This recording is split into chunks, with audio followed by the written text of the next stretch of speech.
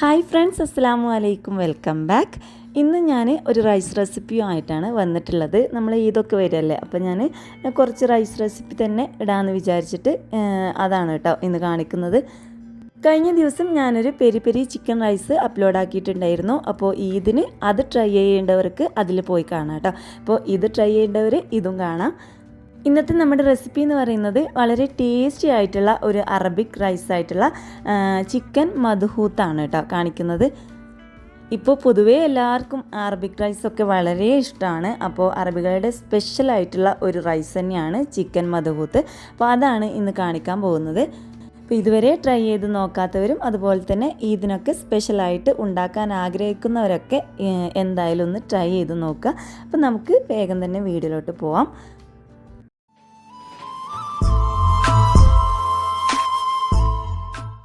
ഞാനിപ്പോൾ കുക്കറിലല്ല ഈ ഒരു ബിരിയാണി പോട്ട് വെച്ചിട്ടാണ് ഇന്ന് കാണിച്ചു തരുന്നത്. അതുപോലെ തന്നെ 3 കപ്പ് അരിയാണ് എടുത്തിട്ടുള്ളത്. അത്യാവശ്യം ഒരു 5 ആൾക്ക് കഴിക്കാൻ പറ്റുന്ന അളവിലാണ് കേട്ടോ ഇന്നത്തെ റൈസ് കാണിച്ചു തരുന്നത്. അതുപോലെ തന്നെ ചിക്കന് 1 കിലോ ചിക്കൻ വെച്ചിട്ടുള്ള റൈസാണ് കാണിച്ചു തരുന്നത്. ഇനിയിപ്പോൾ 2 കപ്പ് ഉണ്ടാക്കേണ്ടവർക്ക് അതിനനുസരിച്ചുള്ള ഇൻഗ്രീഡിയൻസ് കൂട്ടുകയും കുറയ്ക്കുകയും ചെയ്യാം. അപ്പോൾ ഞാൻ ഫസ്റ്റ് തന്നെ അതിൽ ഓയിൽ ഒഴിച്ച് കൊടുത്തിട്ടുണ്ട്, സൺഫ്ലവർ ഓയിൽ ഒഴിച്ച് കൊടുത്തിട്ടുണ്ട്. അപ്പോൾ ഓയിലൊക്കെ പറ്റാത്തവരൊക്കെ ഉണ്ടെന്നുണ്ടെങ്കിൽ കുറച്ച് ഓയിൽ ഒഴിച്ച് കൊടുക്കുക. ഞാനിപ്പോൾ ഇത് ഒരുപാടൊന്നും ഒഴിച്ച് കൊടുത്തിട്ടില്ല കേട്ടോ. ഓയിൽ അത്യാവശ്യം ഉണ്ടെങ്കിൽ നമ്മളെ റൈസിനൊക്കെ ഒരു സോഫ്റ്റും ആ ഒരു ടേസ്റ്റൊക്കെ കിട്ടുള്ളൂ. അങ്ങനെ എണ്ണ ചൂടായി വരുമ്പോൾ അതിലോട്ട് സ്പൈസസ് ആയിട്ടുള്ള ഒരു 4 ഏലക്ക, 3 ഗ്രാമ്പു, ഒരു 2 കഷ്ണം ചെറിയ കഷ്ണം പട്ട, ഒരു 2 ബേ ലീഫ്, ഒരു ടീസ്പൂൺ അല്ലെങ്കിൽ 1.5 ടീസ്പൂൺ പെപ്പറും കൂടി ഇട്ട് കൊടുത്തിട്ടുണ്ട്. സ്പൈസസ് ഒക്കെ ഒന്ന് ചൂടായി വരുമ്പം ഞാനിതിലോട്ട് ഒരു 2 വലിയ ഉള്ളി ചെറുതായിട്ട് അരിഞ്ഞത് ഇട്ട് കൊടുക്കുന്നുണ്ട്. ഇനിയിപ്പോൾ ചെറുതാണെന്നുണ്ടെങ്കിൽ ഒരു 3 എണ്ണം എടുക്കാം കേട്ടോ. എന്നിട്ട് നമ്മൾ ഈ ഒരു ഓയിലിൽ ഈ ഉള്ളി നന്നായിട്ടൊന്ന് വഴറ്റിയെടുക്കുക.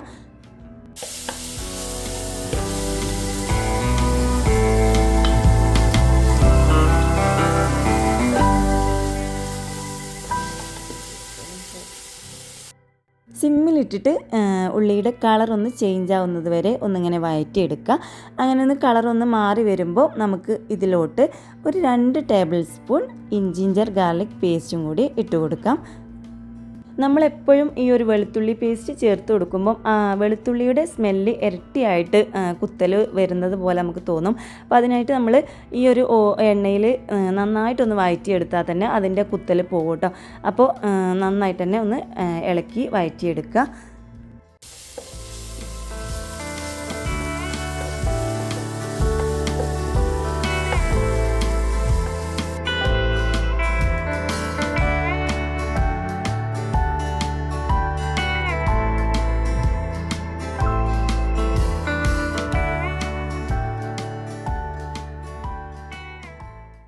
ഇനി ഇതിലോട്ട് ഞാൻ ഒരു 3 പച്ചമുളക് ഇട്ട് കൊടുത്തിട്ടുണ്ട്. അതോടൊപ്പം തന്നെ ഒരു 2 മാഗി ക്യൂബും കൂടി ഇതിൽ ഇട്ട് കൊടുക്കുന്നുണ്ട്. എന്നിട്ട് ഒന്നും കൂടി ഒന്ന് വഴറ്റിയെടുക്കുക.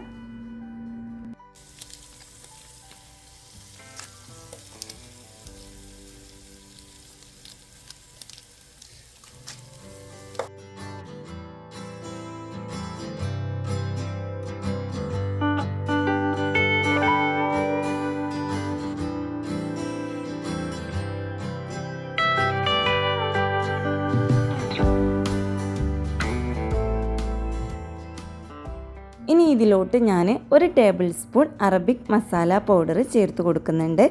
1 ടേബിൾ സ്പൂൺ അല്ലെങ്കിൽ 2 ടീസ്പൂൺ എടുക്കാം കേട്ടോ. ഇത് ഈ ഒരു മസാല പൗഡർ നിർബന്ധമാണ് കേട്ടോ. ഇനി നിങ്ങൾ പെട്ടെന്നൊക്കെ ഒരു റൈസ് ഉണ്ടാക്കുകയാണെന്നുണ്ടെങ്കിൽ ഇതില്ല എന്നുണ്ടെങ്കിൽ നമ്മൾ കപ്സ മസാല ഉണ്ടല്ലോ അത് യൂസ് ചെയ്താലും മതി. ഇതുണ്ടെങ്കിൽ തീർച്ചയായിട്ടും ഇത് തന്നെ യൂസ് ചെയ്യുക. നമ്മുടെ ചിക്കൻ മദ്ഹൂത്തിൽ ഇതാണ് ചേർക്കാറുള്ളത്. എന്നിട്ട് ആ ഒരു മസാല പൗഡർ ആ എണ്ണയിൽ കിടന്നിട്ട് വീണ്ടും ഒന്ന് ഇളക്കി കൊടുക്കുക.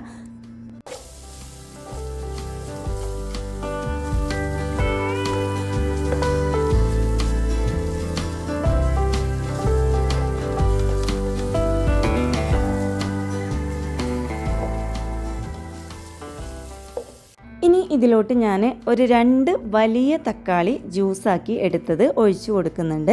അപ്പോൾ ഞാനിപ്പോൾ വലിയ തക്കാളിയാണ് എടുത്തിട്ടുള്ളത് കേട്ടോ. നിങ്ങളത് ഒരു മീഡിയം സൈസിൽ അല്ലെങ്കിൽ ചെറുതാണെന്നുണ്ടെങ്കിൽ 3 എണ്ണം എന്തായാലും എടുക്കാൻ നോക്കുക. എന്നിട്ട് ഇതിലോട്ട് ഒഴിച്ചു കൊടുക്കുക. എന്നിട്ടൊന്ന് നന്നായിട്ടൊന്ന് ഇളക്കി കൊടുത്തിട്ട് ഈ തക്കാളി ഒന്ന് വേവിച്ചെടുക്കണം, അല്ലെങ്കിൽ അതിലുള്ള വെള്ളമൊക്കെ ഒന്ന് വറ്റിച്ചെടുക്കണം. ഇതിൻ്റെ കൂടെ തന്നെ ഞാൻ കുറച്ച് അല്ലെങ്കിൽ 1 ടേബിൾ സ്പൂൺ നമ്മുടെ ടൊമാറ്റോ കെച്ചപ്പും കൂടി ഒഴിച്ചു കൊടുക്കുന്നുണ്ട്. ഇത് നിർബന്ധമൊന്നുമില്ല, ഞാൻ ഇങ്ങനെ ഉണ്ടാക്കുമ്പോൾ ഒഴിച്ചു കൊടുക്കാറുണ്ട്.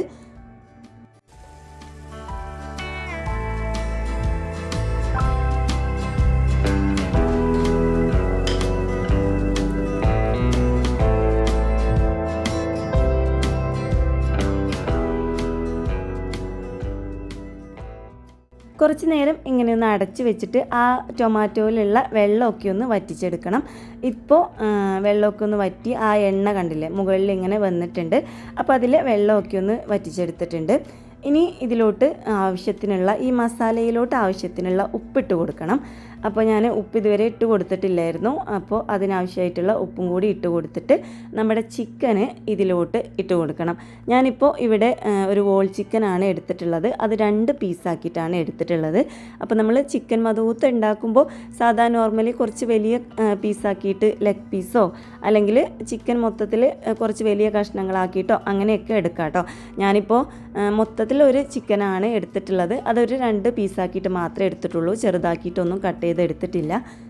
അതുപോലെ തന്നെ നിങ്ങൾക്ക് സ്കിന്നോട് കൂടിയിട്ടുള്ള ചിക്കൻ എടുക്കുകയാണെന്നുണ്ടെങ്കിലും കുഴപ്പമൊന്നുമില്ല, അങ്ങനെ എടുക്കാം. ഞാനിപ്പോൾ സ്കിന്നില്ലാത്ത ചിക്കനാണ് കേട്ടോ എടുത്തിട്ടുള്ളത്. അപ്പോൾ നമ്മുടെ ആ ചിക്കൻ ഉണ്ടല്ലോ അത് ഈ ഒരു മസാലയിലോട്ട് ഇട്ട് കൊടുക്കുക. എന്നിട്ട് ആ മസാല നന്നായിട്ട് പിടിച്ച് കിട്ടാൻ വേണ്ടിയിട്ട് ഫ്ലെയിം ഒന്ന് കുറച്ച് ഹൈ ഫ്ലെയിമിൽ ഇട്ട് കൊടുത്തിട്ട് നന്നായിട്ടൊന്ന് വഴറ്റിയെടുക്കുക കേട്ടോ. ഞാൻ പൊതുവേ ഇങ്ങനെ അറബിക് റൈസൊക്കെ ഉണ്ടാക്കുമ്പോൾ ഇനിയിപ്പോൾ കബ്സയാണെങ്കിലും ഈ ഒരു റൈസൊക്കെ ആണെന്നുണ്ടെങ്കിലും നമ്മൾ ഈ ചിക്കന് റൈസിലിട്ട് വേവിച്ചെടുക്കുമ്പോൾ കുറച്ച് അധികം മസാലയൊന്നും ഇല്ലാത്ത ചിക്കനായിരിക്കും. ചിലർക്ക് അത് ഭയങ്കര ഇഷ്ടമായിരിക്കും. പക്ഷെ ഇവിടെ റെൻകാക്കൊന്നും വലിയ ഇഷ്ടമല്ല. അതുകൊണ്ട് തന്നെ ഞാൻ ഇങ്ങനെ റൈസൊക്കെ ഉണ്ടാക്കുമ്പോൾ ചിക്കന് റൈസിലിട്ട് വേവിച്ച് കഴിഞ്ഞാൽ ലാസ്റ്റിൽ ഒന്ന് ഫ്രൈ ചെയ്തെടുക്കാറുണ്ട്. അപ്പോൾ അങ്ങനെ ചെയ്യാൻ ആഗ്രഹമുള്ളവരാണെന്നുണ്ടെങ്കിൽ ഞാൻ ഈ ചെയ്യുന്നത് പോലെ തന്നെ ചെയ്താൽ മതി.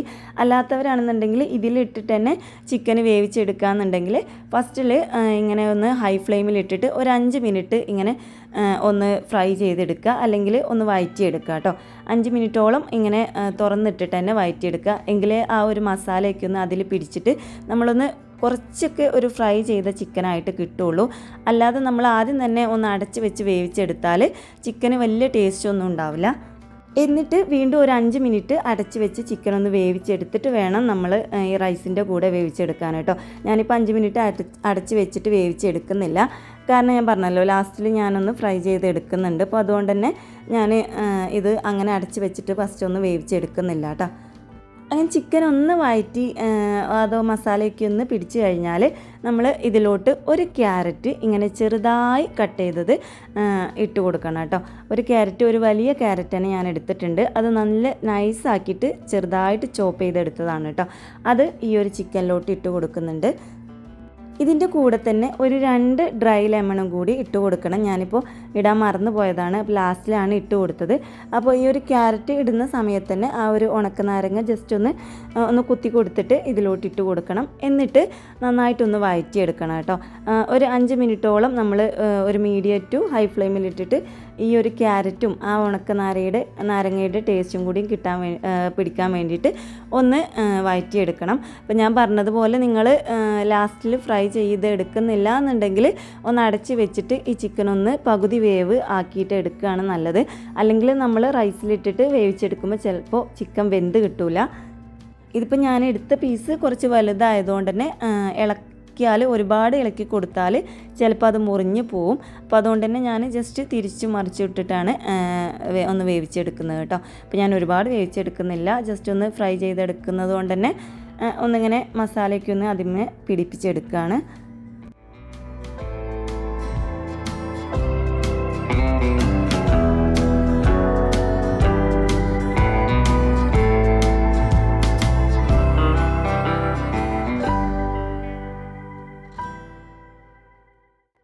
ഇനി ഇതിലോട്ട് നമ്മൾ അരി ഇട്ട് കൊടുക്കണം. ഞാനിപ്പോൾ ആദ്യം തന്നെ പറഞ്ഞിട്ടുണ്ടായിരുന്നു 3 കപ്പ് അരിയാണ് എടുത്തിട്ടുള്ളത്. അപ്പോൾ ഞാൻ സെല്ല ബസ്മതി റൈസ് ഉണ്ടെങ്കിൽ അതെടുക്കുന്നതാണ് ഏറ്റവും ബെറ്റർ. ഞാനിപ്പോൾ സാധാ നമ്മുടെ ബസ്മതി റൈസാണ് കേട്ടോ എടുത്തിട്ടുള്ളത്. അപ്പോൾ അത് ഒരു അരമണിക്കൂർ വെള്ളത്തിലിട്ട് വെച്ചിട്ടുണ്ടായിരുന്നു. എന്നിട്ട് നന്നായിട്ടൊന്ന് വെള്ളമൊക്കെ ഒന്ന് ഊറ്റിയെടുത്തിട്ട് ഇതിലോട്ട് ഇട്ട് കൊടുക്കുകയാണ്. ഇനി ഈ ഒരു അരിയും നമ്മുടെ മസാലയും കൂടി നന്നായിട്ടൊന്ന് ഇളക്കി മിക്സ് ആക്കിയിട്ട് എടുക്കണം. അപ്പോൾ ഇളക്കി കൊടുക്കുമ്പോൾ പ്രത്യേകം ശ്രദ്ധിക്കണം, ഈ ഒരു അരി പൊടിഞ്ഞു പോവാതെ നോക്കണം കേട്ടോ. അപ്പോൾ പതുക്കെ തന്നെ എല്ലാ ഒരു മസാലയൊക്കെ ഒന്ന് നന്നായിട്ട് മിക്സ് ആവുന്ന രീതിയിൽ ഒന്ന് ഇളക്കി കൊടുക്കുക.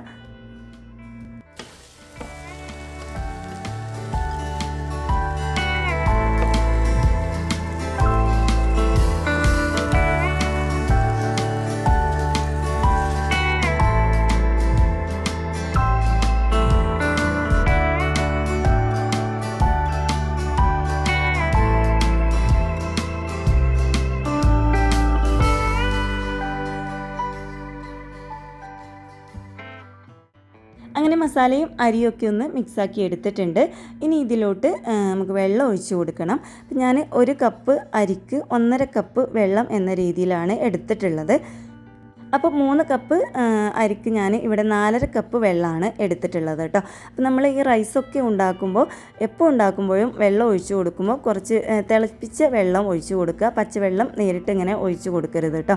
അപ്പോൾ നമ്മുടെ റൈസിൻ്റെ ടേസ്റ്റ് തന്നെ മാറിപ്പോവും. അപ്പോൾ ഒഴിച്ച് കൊടുക്കുമ്പോൾ കുറച്ച് ചൂടുള്ള വെള്ളമോ അല്ലെങ്കിൽ തിളപ്പിച്ച വെള്ളം തന്നെ ഒഴിച്ച് കൊടുക്കുക.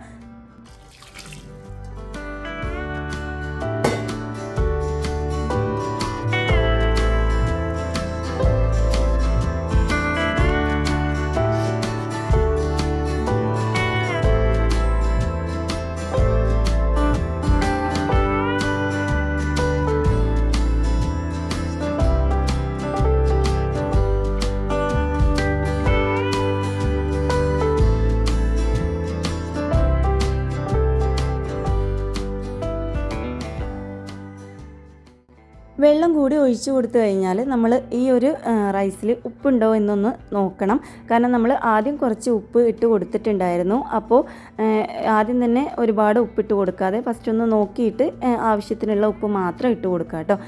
ഉപ്പ് കുറച്ച് മുന്നിട്ട് നിൽക്കുന്ന രീതിയിൽ തന്നെ ഇട്ട് കൊടുക്കുക. അത് വിചാരിച്ചിട്ട് ഒരുപാട് ഇട്ട് കൊടുത്ത് ഏറിപ്പോവരുത്. ഏറിക്കഴിഞ്ഞാൽ നമുക്കൊന്നും ചെയ്യാൻ കഴിയില്ല. ഇനി ഇത് അടച്ച് വെച്ചിട്ട് ഇതൊന്ന് നന്നായിട്ട് തിളച്ച് വരുന്നത് വരെ ഹൈ ഫ്ലെയിമിലിട്ടിട്ട് ഒന്ന് അടച്ച് വെച്ച് തിളപ്പിച്ചെടുക്കുക. ഇങ്ങനെ ഒന്ന് നന്നായിട്ട് തിളച്ച് വരുമ്പോൾ നമ്മൾ ഒരു ക്യാപ്സിക്കം ഇങ്ങനെ ക്യൂബ്സ് ആക്കി കട്ട് ചെയ്തത് ഇതിലോട്ട് ലാസ്റ്റിൽ ഇട്ട് കൊടുക്കണം. അപ്പോൾ ആദ്യം തന്നെ നമ്മൾ ആ ഒരു ക്യാപ്സിക്കം ഇട്ട് കൊടുത്താൽ വെന്ത് അലിഞ്ഞു പോവും.